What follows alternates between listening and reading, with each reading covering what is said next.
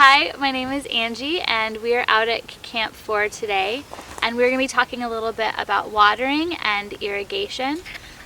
We're going to start off by exploring how to diagnose if you have too much water or not enough water, and then we'll kind of go into different kinds of ways you can water, and then we'll look at some infrastructure. So put in an overhead irrigation system.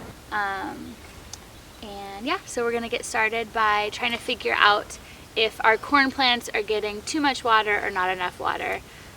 We had a very hot weekend, so I'm sure you can guess which it's going to be, but I'm going to kind of show you guys how to look at the plant and look at the soil to tell what's going on. The first thing that we're going to do is take a look at our plant. We can see we have a lot of browning and yellowing, especially on our leaves, our stalks, and on the tips of our plants here. And that can actually be an indication of both too much water or not enough water. But you will notice if it's too much water, the leaves will actually be falling off. It's starting to basically rot the plant. So you can see our leaves are on here nice and tight. They're not going anywhere. The dead ones obviously will come off easier.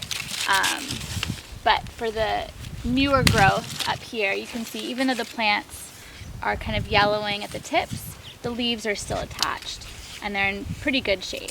The second thing you want to look at is the soil. So we are going to take a look at the soil to see if we have wet soil or dry soil.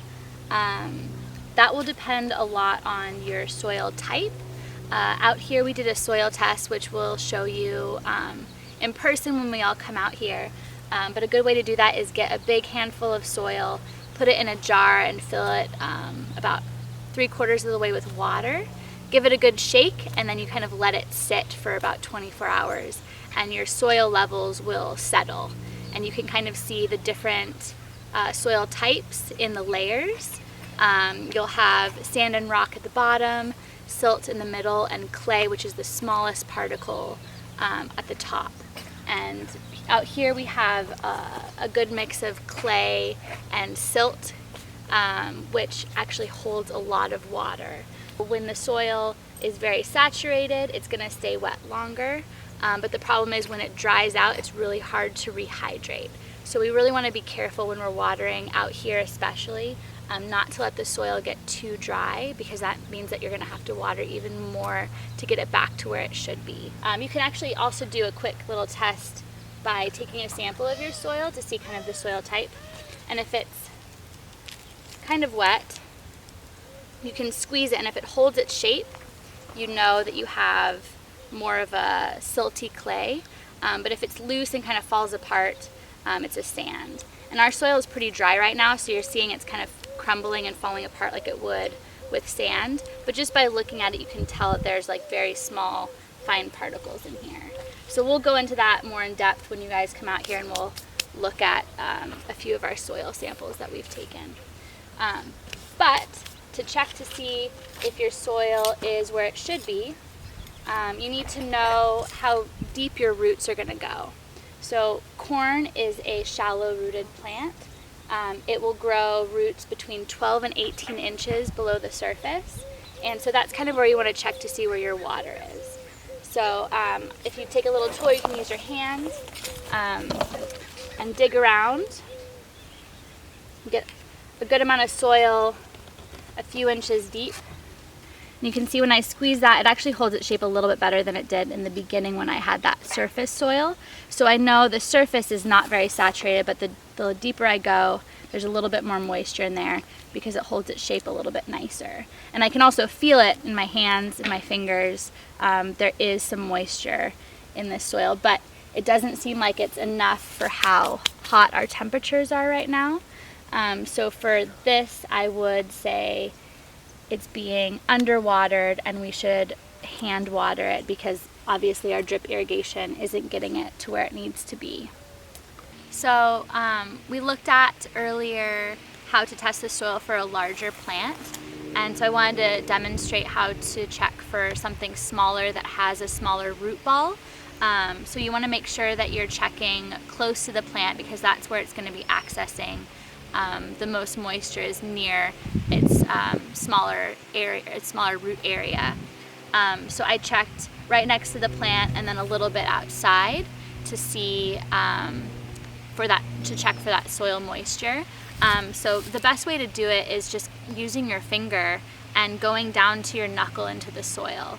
For me, that's about 2.5 to 3 inches. I have small hands though, so you can go as deep as you need to, but it's basically a good indication for plants that have shorter root balls for how deep that moisture is going. And that's going to tell you if you are underwatering or overwatering. So if you stick your finger into the soil and it's dry at the tip of your finger, you know how deep that water is getting. And so depending on the size of your plant and how big its roots are going to be, you know how much water you need to add or reduce. So when you're transplanting a plant, you're basically taking it from this lovely little nursery where it's getting all the water and happy temperatures, all the things that it would like to grow, and then you're putting it out in the elements. And out here at Camp 4, we have heat and wind and dust and animals, and so these transplants have a lot to deal with once they get out into the field. So you want to make sure that water is not something that they're lacking. That way it will allow them to continue to draw nutrients from the soil and make them less susceptible to temperature changes and more resilient overall. I'm going to talk a little bit now about if you're going to start seeds at home, how to manage the watering. So for watering seedlings, especially when they're in celled flats, we looked at 72 packs and 200 packs, and that's the cell count. You want to be really mindful of how you water. Too much water can actually flush the nutrients from the soil where the seeds are growing, and that will lead to stunted growth and issues with transplanting. And if you underwater, you can have plant loss. So you want to pay close attention to the coloration of the soil. So you can see these seedlings here need to be watered. You can kind of see a contrast in the color of the soil. It's going to be a lighter brown on the ones that are drier and kind of a darker brown on the ones that have a little bit more moisture. But once you kind of get more established and have more experience starting seedlings, another great way to tell is just by the weight of your trays. If your tray feels heavy, you know that it's mostly that water, because when soil dries out, it's mostly just organic matter, and there's peat moss in here and this vermiculite. So that stuff is going to be very light. So I can tell that I do need to water these. Also, you can use your finger like we talked about with checking the soil out in the field. You can also do the same thing with these trays. It's harder with the 200 packs, but for the 72s, just kind of digging gently with your finger in one of the cells, you can tell what the moisture content is if you're not sure. But it is something that you develop an eye for over time. It just takes practice. And it's really important to remember when you are starting seedlings, being mindful that if they dry out at any point in their germination, you could have plant loss. So when you're starting seedlings, you want to be very vigilant about checking their water needs and making sure that you have eyes on them until they germinate. They're very fragile in that state. But once you have germination, they're going to be more resilient.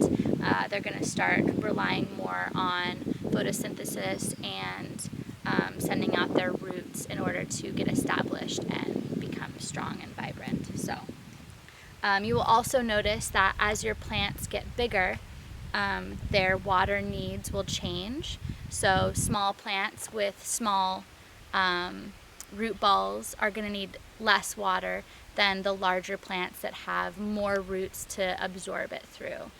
So that's something to take note of too. As your plants grow, they will be accessing more water and needing more water.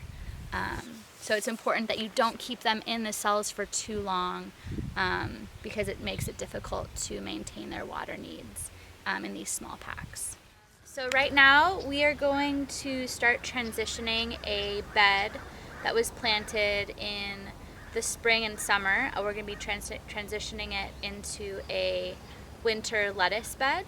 We are going to transition this bed from a drip irrigation system into an overhead spray system. So we'll look at the components of that and how that's going to come about.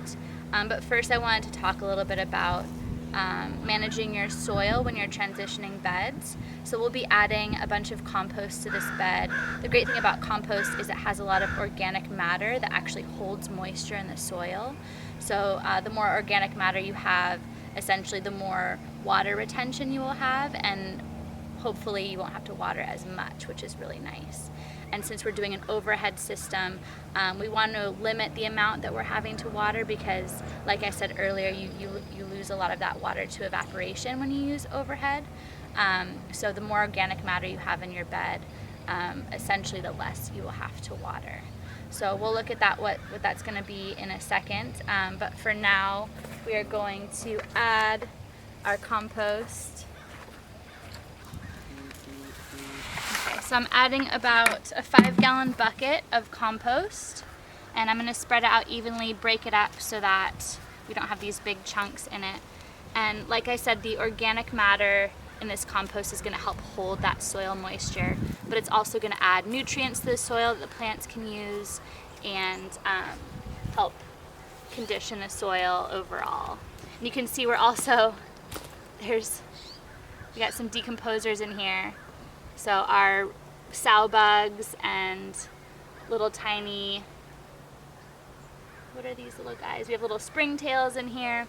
So we're also increasing the biodiversity of our soil by adding these decomposers that were already living in our compost. So it's a great way to get a bed off on the right foot, especially if you have been growing in it already. It's probably lacking in some nutrients, and that biodiversity boost will also be beneficial.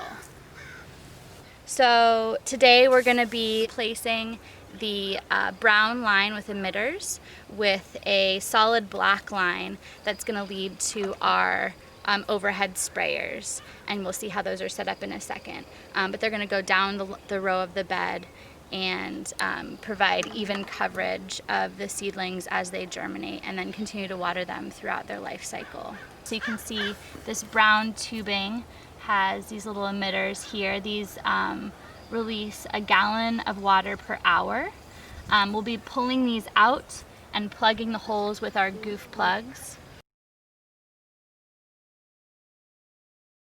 And I'll be replacing this single line down the middle with our hard black spaghetti. So the black spaghetti line doesn't have any emitters in it, so this is really nice when you need to put in connections. It's good for overhead because then you're not losing water pressure. It's just going straight to where you want it to go. I've used it in this bed to water a few peppers, and I had a little emitter that looks like this that was plugged in. And these are also gallon per minute emitters, and they just go on the end of the spaghetti line. But for what we're doing today, we're just going to be attaching it to our overhead. So these are going to be spread out down the middle of the bed so that we get even coverage of where we're going to be planting our seedlings. One really helpful thing when you're working with irrigation is having sharp tools. You always want to be working with sharp cutters. I like to use my Felcos. The cleaner the cut you get on the tubing, the better the connection will be. You'll have less leaks and less issues with things popping out. So you always want to start off with really sharp, either scissors or Felcos, any sort of clippers that you have. And that will give you a nice clean cut. So I'm gently going to pull out my barbs that are connected to my black hard line. You can see they come out nicely like that. And then sometimes I can get these out by hand. It's good that they have a good seal. Other times what I'll do is I'll just cut just the smallest section of that brown line off and free the barbs so we don't waste these. So we got the barbs out. So now I have 2 holes in my black hard line that I want to patch so that they don't leak. So I'm going to use my goof plugs like I showed you earlier. We'll just pop those in. Make sure they're nice and secure and give them a little tug so I know that they're in there.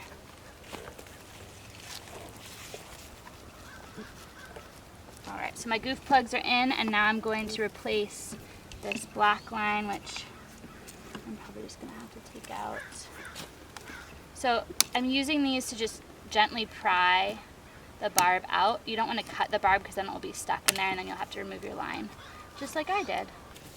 So if you accidentally cut off your emitter, what you can do is just remove that section of your hard line. And this is kind of perfect because I was going to put in my valve anyway. So I'll just use this opportunity to put my valve in. For the barbed valve, we'll be putting that into the black line, and it's barbed because the line will actually go over the top of the valve. There's also another type of valve called a coupler valve, which we'll look at when you're all out here in person.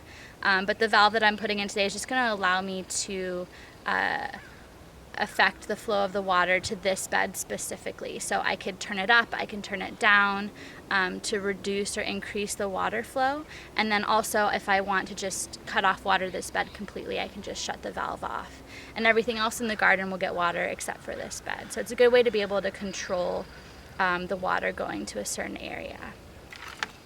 So you just want to work it in so that the pipe meets the inside edge of this valve. Alright, so that's one side in. Ooh. And then I'll connect the other side.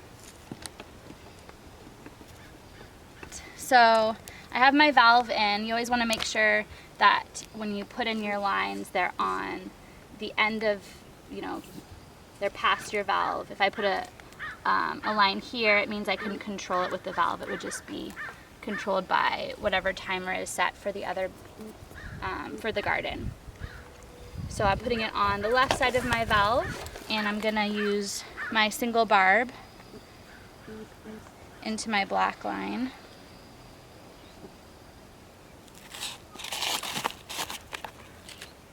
And I'm just gonna plug that right into my hard line where that last one was. And I want to have my overhead evenly dispersed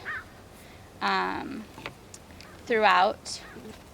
So what I'm going to do is I'm going to start off with just 2 and see what my spray is, what my coverage is, and then if I need a third, I'll add a third. So one more tip for these overhead sprayers, they come in pieces as well as whole items. So you could purchase this as one thing, or you can purchase the stand and then the spaghetti tubing and then the emitter separately. The nice thing, if you already know what you need and you have the height in mind of how you want your overhead to spray, buying the whole thing is the easiest and the cheapest overall. But I notice in some of my beds, I don't want to have the overhead so high. I want it a little bit lower to the soil. So you can modify these. But the best way is to just purchase the tubing separately, and then you can cut it to the size that you would like. So these things are modifiable. A great resource in the valley is All Around Landscaping, and if you go to them with a project or a question, they're pretty helpful with figuring out what you need and how to accommodate that. So they're a great resource in the valley.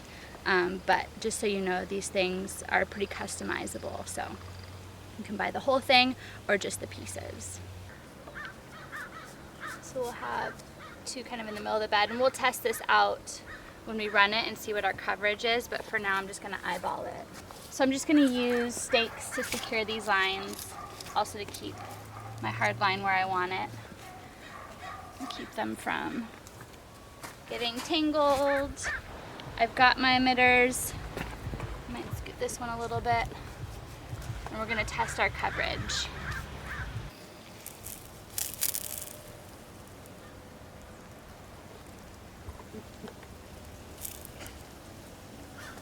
Nice.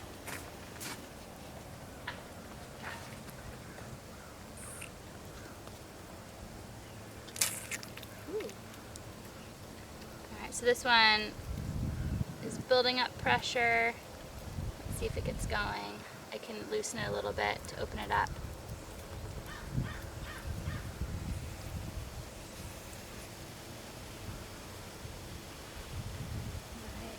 can see the reach right now is getting just to the edge of the bed there and coming right up to my pepper right here. So this is kind of a perfect placement for this one.